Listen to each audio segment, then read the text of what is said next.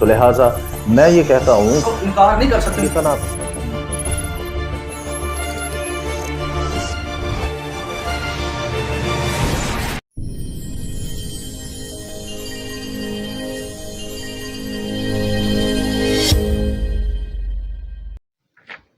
Shalom علیکم بارک یہوشوا ہمشیاق، میں آپ کا بھائی پاسٹر سفیان بنیامین آپ کی خدمت میں حاضر ہوں۔ آج ہم زبور 104 آیت نمبر 19 پر گفتگو کرنے والے ہیں۔ اس سے پہلے کہ ہم آگے بڑھیں، آپ ویڈیو کو پورا دیکھیے گا اور چینل کو سبسکرائب کر دیں اور بیل کے بٹن کو آل پر کلک کر دیں۔ ویڈیو کو دوسروں کے ساتھ ضرور شیئر کر دیں تاکہ دوسرے لوگ بھی خدا کے کلام سے مستفید ہو سکیں اور سچائیوں کو جانیں اور سمجھیں۔ کیلنڈر سیکھنا کلیسیا کے لیے بہت ضروری ہے۔ جو لوگ کیلنڈر کو اگنور کرتے ہیں، دراصل ان کو یہ معلوم ہی نہیں کہ کیلنڈر کے بغیر آپ دعا نہیں کر سکتے، آپ کیلنڈر کے بغیر عیدیں نہیں منا سکتے، کیلنڈر کے بغیر آپ عبادات نہیں کر سکتے۔ کیلنڈر جو ہے وہ بائبل کا ایک مرکز ہے، وہ اس کی روح ہے جس کو جاننا سیکھنا بہت ضروری ہے۔ کیلنڈر جو ہے وہ بیسیکلی اس کے وہ ایک سمجھنے کے ایک پیٹرن ہے جس پر ساری بائبل جو ہے وہ تحریر۔ اس پیٹرن کو جب تک نہ سمجھا جائے آپ بائبل کو نہیں سمجھ سکتے۔ وقتوں، میعادوں اور ٹائم لائن کو جاننا ہمارے لیے اتنا ہی ضروری ہے جتنا کہ دیگر بائبل کے مضامین کو جاننا بہت ضروری ہے۔ سو آئیں اس کو لازمی طور پر دیکھ لیں۔ اگر آپ لوگوں نے میری دیگر ویڈیوز دیکھنی ہے تو آپ وارریئر آف جیسس یوٹیوب چینل کا بھی وزٹ کریں۔ وہاں لائیو سٹریم شو میں میں نے بہت سارے سوالات کے جواب بھی دیے ہیں اور ہلیل قمری کیلنڈر کو بھی ایکسپوز کیا ہے، اور میرے اسی چینل پر بھی سفیان بی ایم یوٹیوب چینل پر بھی آپ وزٹ کر کے کیلنڈر پر بہت ساری ویڈیوز دیکھ سکتے ہیں۔ سو آگے بڑھتا ہوں۔ جب آپ ایوب کی کتاب 25 باب آیت نمبر 5 دیکھتے ہیں تو وہاں واضح طور پر لکھا ہے کہ چاند کی اپنی کوئی روشنی نہیں ہوتی، بلکہ چاند جو ہے سورج کی روشنی کو منعکس کرتا ہے اور اس کی روشنی سے وہ روشن ہوتا ہے، اور رات کو زمین پر جو روشنی وہ دیتا ہے وہ بیسیکلی وہ روشنی سورج کی ہوتی ہے، چاند کی اپنی نہیں ہوتی۔ سو چاند جو ہے اپنے اندر اپنی روشنی نہیں رکھتا۔ یہ بات یاد رہے کہ جو چاند ہے یہ بیسیکلی سورج کا سچا گواہ ہے۔ چاند کا جو کریکٹر ہے کیلنڈر کے اندر آج میں وہ آپ کو بتانے والا ہوں کہ چاند جو ہے وہ بیسیکلی سورج کا وٹنس ہے، وہ وٹنس کے علاوہ اور کوئی حیثیت نہیں رکھتا۔ اس کے لیے آپ دیکھیں زبور 89 ہے، ورس نمبر 37 ہے۔ جب آپ اس کو وہاں پڑھتے ہیں تو وہاں لکھا ہے وہ ہمیشہ چاند کی طرح اور آسمان کے سچے گواہ کی مانند قائم رہے۔ سو یہاں پر چاند کو سچا گواہ کہا گیا ہے۔ چاند سچا گواہ ہے۔ چاند کی جو کیلنڈر کے اندر حیثیت یا کریکٹر ہے وہ یہی ہے کہ وہ سچا گواہ ہے۔ زبور 104 آیت نمبر 19 میں جب ہم اس کو پڑھتے ہیں چاند کے بارے میں تو زبور 104 آیت نمبر 19 میں یوں لکھا ہے اس نے چاند کو زمانوں کے امتیاز کے لیے مقرر کیا، آفتاب اپنے غروب کی جگہ جانتا ہے۔ جب اس آیت پر گفتگو کی جاتی ہے تو بہت سارے منافق لوگ جو ہیں وہ بیسیکلی آیت کا پہلا حصہ بڑا ہائی لائٹ کرتے ہیں، کیونکہ ظاہر ہے وہ قمری کیلنڈر پر چلتے ہیں، قمری کیلنڈر کو فالو کرتے ہیں، اور ان کے لیے یہ ایسا ہی ہے کہ جیسے ڈوبتے ہوئے کو تنکے کا سہارا۔ یہ آیت ان کے لیے ایسے ہی ہے۔ سو جبکہ آیت کا جو اگلا حصہ ہے وہ بڑا خاص ہے، وہ بڑا اہم ہے۔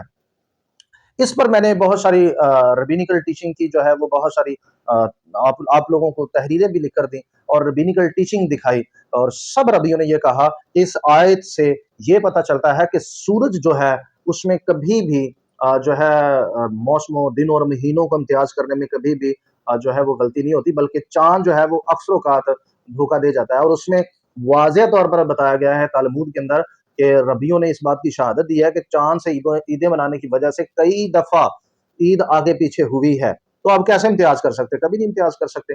جس طریقے سے آپ چاند کو فالو کر رہے ہیں، جس طریقے سے آپ چاند کو منا رہے ہیں، اس طریقے سے جب آپ چاند کو فالو کریں گے تو آپ گمراہی ہوں گے، آپ ہمیشہ غلط وقت پر عید منائیں گے۔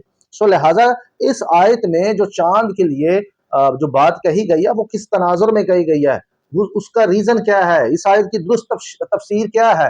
یہ تفسیر بیسیکلی ماڈرن جوڈائزم جب کرتا ہے تو وہ اپنے مدعے کو یا فریسی مدعے کو بیان کرنے کے لیے اس کا استعمال کرتا ہے، جبکہ جو صدوق گرانا تھا یا انشنٹ جوڈائزم جو تھا یا سنی کمیونٹی جو تھی، اس آیت کی تشریح جو ہے وہ جب کرتے تھے تو وہ بڑی پاورفل ہوتی تھی، اور اس آیت کا اصل مفہوم جو ہے وہ سامنے آ جاتا تھا کہ یہ کیا تھا۔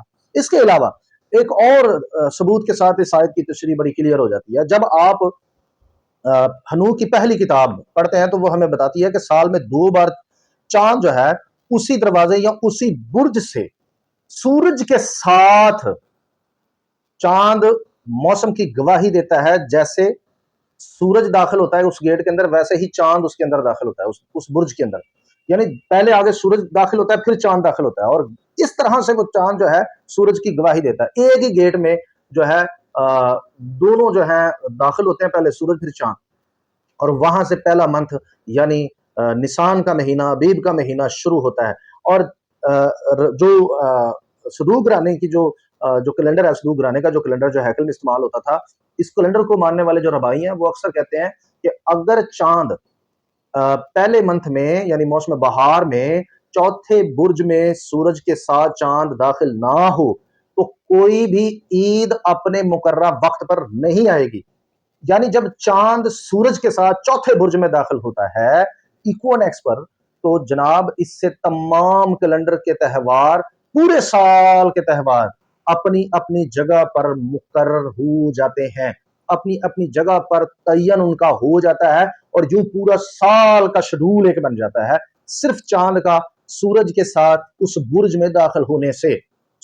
یہ آیت تو بیسیکلی یہ کہتی ہے کہ چاند جو ہے وٹنس ہے، اور اس کے ساتھ یعنی سورج کے ساتھ اس برج میں داخل ہونے سے زمانوں کا یعنی عیدوں کا امتیاز ہو جاتا ہے کہ اب عیدیں کون کون سے وقت پر آئیں گی جب سورج کے ساتھ وہ برج میں داخل ہوتا ہے. تو اس آیت کو اس تناظر میں انشنٹ جوڈائزم لیتا تھا، نہ کہ جس طرح سے آپ اس کو لیتے ہیں ہر مہینے کو کاؤنٹ کر کے. آپ کی تو تالمود جو ہے یہ گواہ ہے کہ بھائی چاند کو فالو کر کے کئی دفعہ عید آگے پیچھے منائی گئی. لوگوں نے یہ تسلیم کیا ہے کہ چاند کو فالو کرنے سے کیلنڈر جو ہے یعنی جو منتھ ہے وہ بعض دفعہ جو 29 کا ہوتا تھا وہ 30 کا ہو جاتا تھا، اور جو 30 کا ہوتا تھا وہ 29 کا ہو جاتا تھا. اس طرح سے لوگ گمراہ ہوتے رہے اور عید غلط وقت پر منائی گئی ہے. یہ تالمود میں شہادتیں ہیں اور کئی دفعہ میں ویڈیوز میں بتا بھی چکا ہوں. لیکن اس آیت کی جو تشریح ہے وہ یہ ہے کہ سال میں 2 ایکوینیکس ہوتے ہیں، اور دونوں ایکوینیکس پر سورج اور چاند اکٹھے برجوں میں داخل ہوتے ہیں. ٹھیک ہے جی، اکٹھے. ٹھیک ہے جی. خاص طور پر میں پہلے مہینے کی بات کرتا ہوں، موسم بہار کی. چوتھے برج میں جب سورج داخل ہوتا ہے تو چاند بھی اسی برج میں داخل ہوتا ہے، اور اس طرح سے تمام سال کا شیڈول طے ہو جاتا ہے، مقرر ہو جاتا ہے، اور ایماندار تمام عیدوں کا امتیاز کر لیتا ہے، موسموں کا امتیاز کر لیتا ہے، سارا کچھ شیڈول میں آ جاتا ہے. ہاللیلویہ، باروک ہاشم. لہٰذا دوسرے لفظوں میں یہ کہوں گا کہ سورج جو ہے وہ اپنی پوزیشن کو جانتا ہے. اس آیت میں واضح لکھا ہوا ہے، یہاں لکھا ہوا ہے کہ آفتاب اپنے غروب کی جگہ جانتا ہے، یہ ایکچول علم ہے. لیکن چاند جو ہے وہ آپ کو ایکچول جو ہے وہ کبھی بھی کسی بھی جگہ پر نہیں لے کر آتا، وہ آگے پیچھے نظام کرتا رہتا ہے. لیکن سورج میں جو ہے وہ کبھی بھی جو ہے وہ کمی پیشی نہیں آتی، وہ اپنے برج میں وقت پر داخل ہوتا ہے اور وقت پر نکلتا ہے. لہٰذا چاند پر چونکہ کیلنڈر تھا ہی نہیں، چاند کو یہ اس نظام کے لیے رکھا ہی نہیں گیا تھا، وہ بطور وٹنس چوتھے برج میں پہلے منتھ میں داخل ہوتا ہے موسم بہار میں. ٹھیک ہے جی. یہ ہے جی چاند کا کریکٹر. یہ ہے جی زبور کی زبور 104 کی آیت نمبر 19 کی تفسیر. ٹھیک ہے جی. آپ بک آف ہنوک پہلی کتاب پڑھ لیں 72 باب سے لے کر 84 باب تک، تو آپ کو وہاں پر واضح لکھا ملے گا کہ چاند کا کریکٹر کیا ہے کیلنڈر کے اندر. اور بھی اس کا کریکٹر ہے، اور بھی بہت سارے سلسلے ہیں اس کے، لیکن وہ بطور وٹنس ہے. وہ بطور وٹنس ہے. سربراہ رہیں، یاد رہے کہ سربراہ جو گھر کا ہوتا ہے وہ مرد ہوتا ہے، عورت نہیں ہوتی. جب آپ یوسف کی خواب کا مطالعہ کرتے ہیں تو وہ اپنے باپ کو سورج سے تشبیہ دیتا ہے، اور اپنی ماں کو چاند کے ساتھ، اور اپنے بھائیوں کو ستاروں کے ساتھ تشبیہ دیتا ہے. اب عورت کو گھر کا سربراہ بنائیں گے یا مرد کو؟ مرد کے ہوتے ہوئے کوئی عورت گھر کی سربراہ بن جائے تو پھر تو جناب واہ کمری والے ہو، تہاڈی خیر ہی ہوئے. جناب تم لوگوں نے تو معاملہ ہی الٹ کر دیا ہے.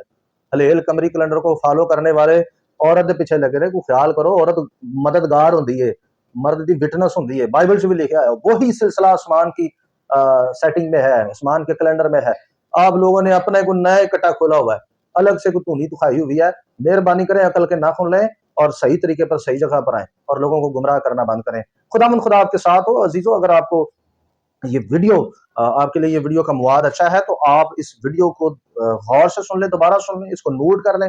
ٹھیک ہے جی. اور دوسروں کے ساتھ شیئر کر دیں، اور خاص طور پر ان لوگوں کے ساتھ اس ویڈیو کو شیئر کریں جو یہ آیت آپ کو بار بار پیش کرتے ہیں، تاکہ ان کی آنکھیں کھلیں، ان کو ہوش آئے. جیتے رہیں. شلوم علیکم. باروک ہاشم.